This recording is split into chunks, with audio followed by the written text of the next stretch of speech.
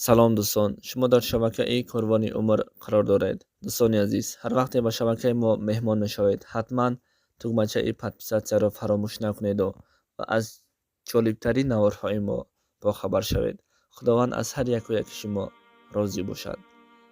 این مرد نو کبرینو می باشد. مسیحی بود و در وقتی کارش در عربستان سعودی به دین اسلام مشرف شده بود. زبان عربی را آموخت و در مدت 7 سال قرآن و تفسیر را حفظ کرد. او به کشور خود یعنی به فیلیپین بازگشت و از کسانی شد که از دین اسلام دفاع میکرد و با پاپای مسیحی بحث میکرد و در چند سال بیش از 70,000 مسیحی را مسلمان کرده بود.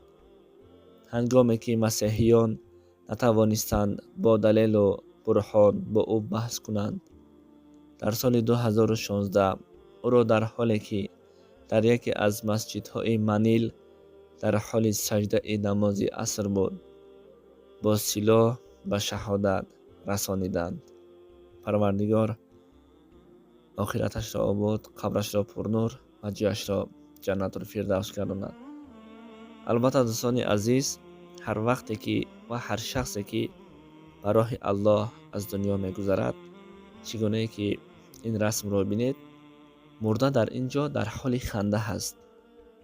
خوش به حال این مرده ای که در حال خنده از دنیا گذشت، در حال سجده بود از دنیا گذشت، خداوند را عبادت میکرد، فراموش نکرده بود و خداوند نیز این را در یک از بهترین باغ‌های جنت البته که جا میکند.